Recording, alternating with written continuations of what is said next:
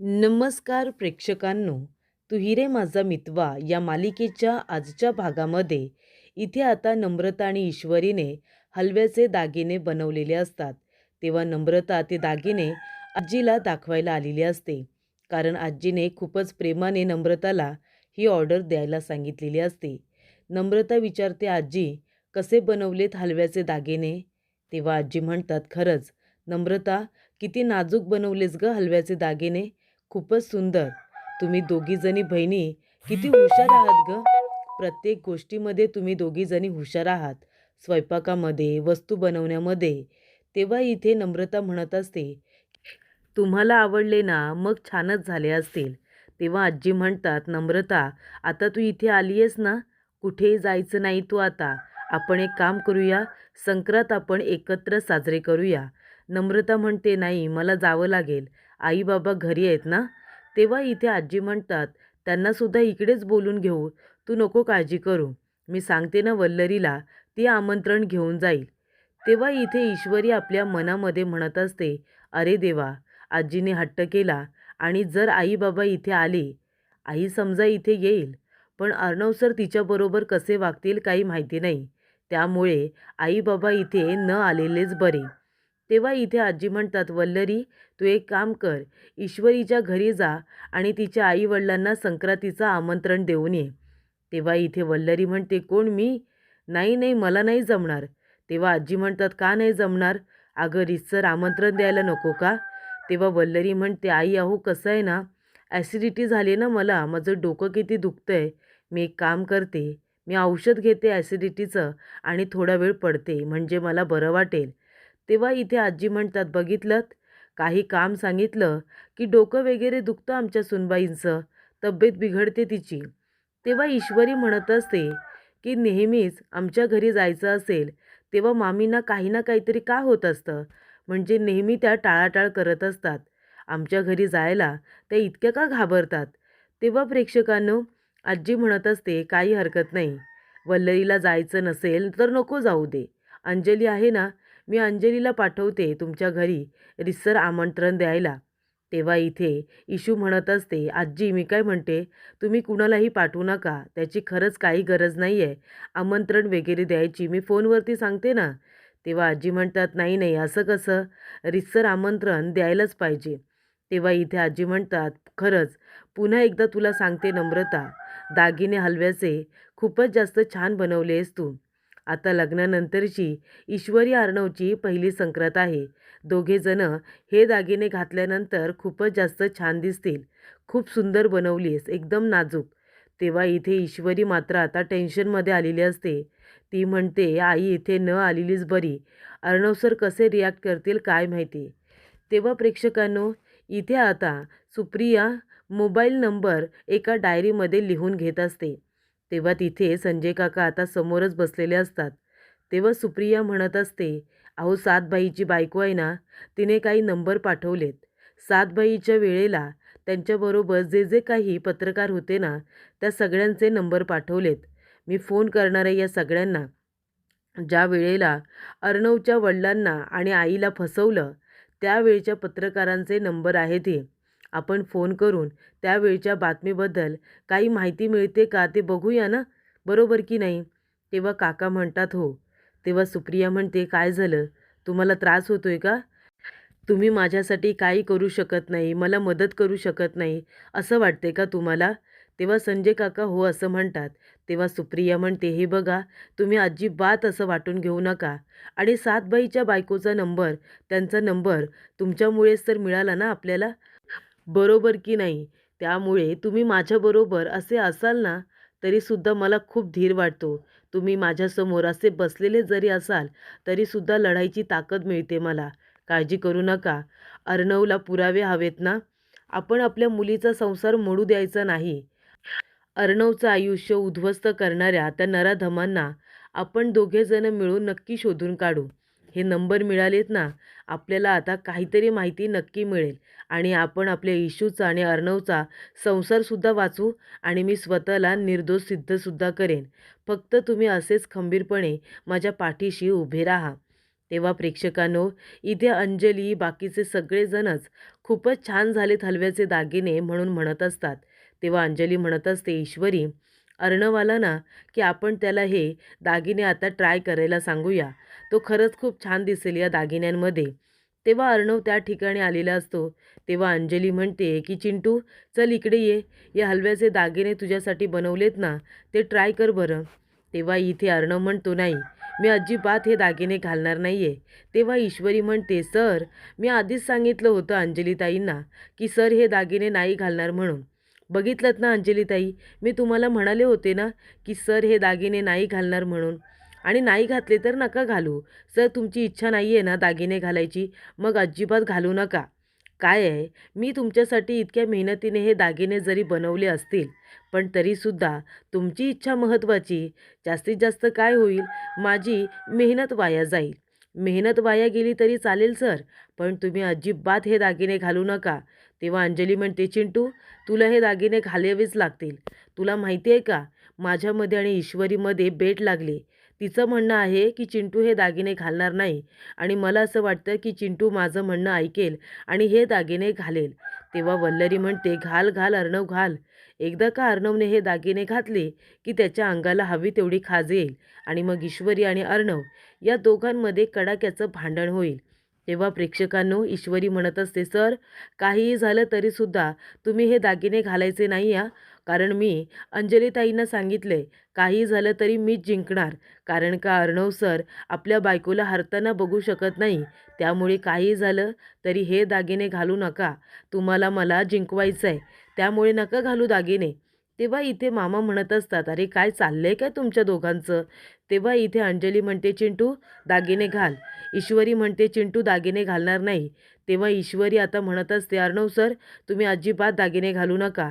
तुमची इच्छा नाही आहे ना, आणि मला माहिती आहे तुम्ही तुमच्या बायकोला जिंकवण्यासाठी काहीही कराल. तुम्ही नाही घालणार हे दागिने. तेव्हा इथे आता मामी म्हणत असते, अरे अर्णव, मी काय म्हणते, अंजली इतकं बोलतीये तर ऐक ना तिचं. तिला जिंकव ना, ते दागिने घालून बघ. ट्राय करायला काय जाते. तेव्हा इथे ईश्वरी म्हणते, नाही हा सर, अजिबात नाही. तुम्ही हे दागिने बिलकुल घालायचे नाही आहेत. मी हरले तरी चालेल असं वाटते का तुम्हाला. तेव्हा इथे अर्णव म्हणतो, एक मिनिट, काहीही झालं तरीसुद्धा मी ताईला हरू देणार नाही आहे. हे दागिने मी घालणार आहे. मी ट्राय करणार आहे नक्कीच. तेव्हा इथे ईश्वरी म्हणते, काय सर, तुम्ही हरवलत ना मला. तर अंजली आणि ईश्वरी या दोघींनी हा प्लॅन केलेला असतो. कारण ईश्वरी जिंकते आणि अंजली हारते ही गोष्ट अर्णवला सहन होणार नाही, हे ईश्वरीला माहिती असतं. तेव्हा अर्णव हे दागिने नक्की घालणार हे ईश्वरीला माहिती असतं आणि म्हणूनच ती नको घालू नको घालू असं म्हणत असते. तेव्हा अर्णव आता दागिने ट्राय करायला तयार होतो. ईश्वरी म्हणते की सर, पहिला हार घालते. त्यानंतर ती पहिला हार घेते आणि इथे आता अर्णवच्या गळ्यामध्ये घालते. तेव्हा ती अर्णवच्या कानाजवळ जाते आणि म्हणते, सर, तुम्हाला आठवते, एकदा तुम्ही असेच सगळे दागिने मला घातले होते. आता मी तुम्हाला सगळे दागिने घालणार आहे माझ्या हाताने. तेव्हा इथे आधी गळ्यातलं हार घालते, नंतर हातातलं ब्रेसलेट घालते. त्यानंतर तिने त्याच्यासाठी एक अंगठीसुद्धा बनवलेली असते, ती अंगठीसुद्धा घालते. तेव्हा इथे मामा म्हणत असतात की अरे वा अर्णव, अरे किती छान दिसतोयस तू. ईश्वरीने किती छान दागिने बनवले तुझ्यासाठी आणि तू आहेस ना असं कुणीतरी राजा वगैरे वाटतोयस आणि तसे तू दागिने घातलेस. तेव्हा इथे मामी म्हणते, हो ना, एकदम रॉयल दिसतोयस तू, एकदम रॉयल. तेव्हा इथे मामी आता खुश असते, कारण तिला वाटत असतं अर्णव आता चिडेल, ईश्वरीजवळ भांडेल. तेव्हा ईश्वरी म्हणत असते की सर, तुम्ही खरंच खूप क्यूट दिसताय. थांबा, मी तुमचे फोटो काढते आणि तुम्हाला दाखवते तुम्ही किती छान दिसताय ते. तेव्हा ईश्वरी म्हणते, मामी, माझा मोबाईल तिथे आहे. आणि मामी ज्या सोफ्यावरती बसलेली असते त्या सोफ्याच्या एका कोपऱ्याला आता ईश्वरीने ते खाज खुजलीचं औषध मागवलेलं असतं. आणि प्रेक्षकांनो, ईश्वरी आता हळूच ती बाटली आपल्या हातामध्ये घेते आणि मग काय ईश्वरी लगेचच मामीला धडा शिकवायला घेते.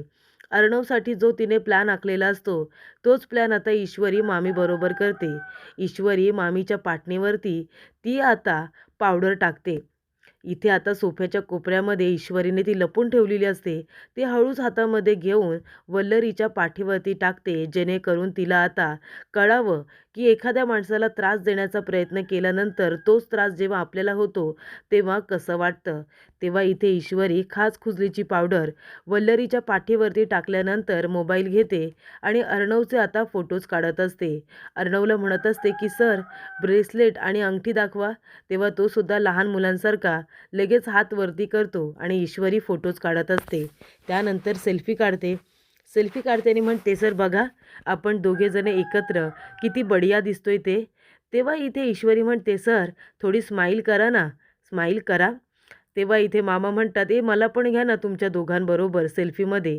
ईश्वरी म्हणते, या ना मामा या. तेव्हा मामासुद्धा आता सेल्फीमध्ये आलेले असतात. तेव्हा ईश्वरी तिघांचा सेल्फी काढते आणि म्हणते, बढिया. तेवढ्यातच इथे वल्लरी म्हणते, आई आई ग, हे काय होतंय मला, माझ्या पाठीला इतकी खाज काय येते. तेव्हा इथे ईश्वरी म्हणते, मामी अहो काय झालं. तेव्हा मामासुद्धा म्हणतात, अगं मामी काय झालं. तेव्हा वल्लरी म्हणते, ओ काय बोलताय तुम्ही, मी काय तुमची मामी आहे का, तुम्ही का मला मामी म्हणताय. तेव्हा इथे वल्लरी म्हणते की काय झालं, माझ्या पाटणीला इतकी खाज काय येते. तेव्हा ईश्वरी म्हणते, मामी काय झालं. तेव्हा मामी म्हणतात, गप्प बस ग, हे सगळं तुझ्यामुळे झालंय. तेव्हा ईश्वरी म्हणते, काय, आता मी काय केलं, मी तर इथेच सगळ्यांसमोर उभी आहे आणि तुम्हीच तिकडे आता खाजवताय, मी काही केलेलं नाही आहे मामी. तेव्हा वल्लरी म्हणते, मला माहिती आहे हे सगळं तूच केलेस, तुझंच कारस्थान आहे हे. तेव्हा इथे ईश्वरी म्हणते, अहो मामी हे काय बोलताय, मी खरंच काही नाही केलंय. तेव्हा मामा म्हणतात, अगं वल्लरी काय झालं काय, तू डिस्को डान्स का करतेस, हे बघ, जर असं काहीतरी करायचं असेल तर आपल्या रूममध्ये जाऊन कर ना. तेव्हा इथे वल्लरी म्हणते, हो तुम्ही गप्प बसा, तुम्हाला काय सगळ्यांना हसायला येते का, इथे माझी हालत किती खराब झाली. तेव्हा इथे मामा म्हणतात, अगं म्हणूनच म्हणतोय आपल्या रूममध्ये जा, इथे काय हा डिस्को डान्स करू नकोस, आम्हाला त्रास होतोय. तेव्हा वल्लरी म्हणते, का हो तुम्हाला कसला त्रास होतोय. मामा म्हणतात की आम्ही हसू दाबून ठेवले ना, त्याचा आम्हाला त्रास होतोय. तेव्हा इथे ईश्वरी आता हसायला लागते. वल्लरी लगेच आपल्या रूममध्ये येते आणि ती आता फ्रेश झालेली असते, कपडे वगैरे तिने चेंज केलेले असतात. तेव्हा इथे वल्लरी आरशात बघून स्वतःला म्हणत असते की लाज लाज वाटली पाहिजे तुला, एक प्लॅन केला होतास तू आणि त्या ईश्वरीने तुझा डाव तुझ्यावरतीच उलटवला. तेवढ्यातच इथे दरवाजा नॉक होतो. तेव्हा वल्लरी रागारागाने जाते आणि दरवाजा उघडते. मामा पण म्हणालेले असतात की हिची काही ना काहीतरी नाटकं सुरूच असतात, पण आज हिने असं का नाटक केलं मला पण कळलं नाही आहे. कारण वल्लरीला खाज आलेली असते, त्यामुळे ती विचित्रासारखी आता इथे डान्स करायला लागलेली असते. तर इथे ईश्वरी मामीसाठी चहा घेऊन आलेली असते. ती म्हणते, हे घ्या तुमच्यासाठी चहा घेऊन आले. तेव्हा वल्लरी आता तिच्याजवळ काहीच बोलत नाही. ईश्वरी म्हणते, काय झालं मामी, अहो तुमच्यासाठी चहा आणलाय मी, घ्यायचं नाही आहे का. तुम्ही माझ्याबरोबर कितीही वाईट वागलात, कितीही कारस्थानं केलीत ना, तरीसुद्धा मी माझी मर्यादा सोडणार नाही आहे मामी. या चहामध्ये मी काही मिसळलेलं नाही आहे, घ्या, अहो घ्या ना, बिंदास घ्या. तेव्हा इथे ईश्वरी म्हणते, काय झालं मामी, खूप खाज वाटली का तुम्हाला. अहो तुम्ही इथे अर्णव सरांच्या दागिन्यांमध्ये पावडर मिसळलीत, तुम्हाला काय वाटलं मला कळणार नाही. तेव्हा इथे नम्रता आणि इशू जाताना इशू म्हणते, अगं ताई माझा मोबाईल बाहेर राहिला, तू आजींच्या रूममध्ये चल मी येते. तेव्हा ईश्वरी बघते तर मामी अर्णवच्या दागिन्यांवरती, हलव्याच्या दागिन्यांवरती पावडर टाकत असते आणि म्हणत असते की एकदा काही अर्णवने दागिने घातले की अर्णवला खूप जास्त खाज येईल आणि मग ईश्वरी आणि अर्णवमध्ये अजून गैरसमज होतील, त्यांच्यामध्ये भांडण होईल, चला खूप मज्जा येणार आहे. तेव्हा इथे ईश्वरी तिला बघते आणि म्हणते, मामी तुम्ही इतक्या खालच्या पातळीला जाल खरंच मला वाटलं नव्हतं, काय गरज होती तुम्हाला असं वागायची. तेव्हा ईश्वरी म्हणते की तुम्ही पावडर टाकलीत, माझी मेहनत तुम्ही वाया घालवलीत.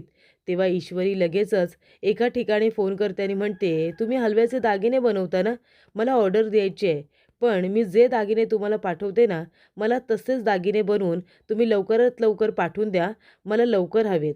तेव्हा इथे आता ईश्वरी त्या दागिन्यांचा फोटो काढते आणि त्या काकींना पाठवते आणि ते दागिने आता ईश्वरी टाकून देते. अर्णवला त्रास होईल म्हणून ती तिथे ठेवतसुद्धा नाही. तेव्हा प्रेक्षकांनो, इथे आता ईश्वरीने हे सगळं मुद्दामून केलं हे वल्लरीला कळलेलं असतं.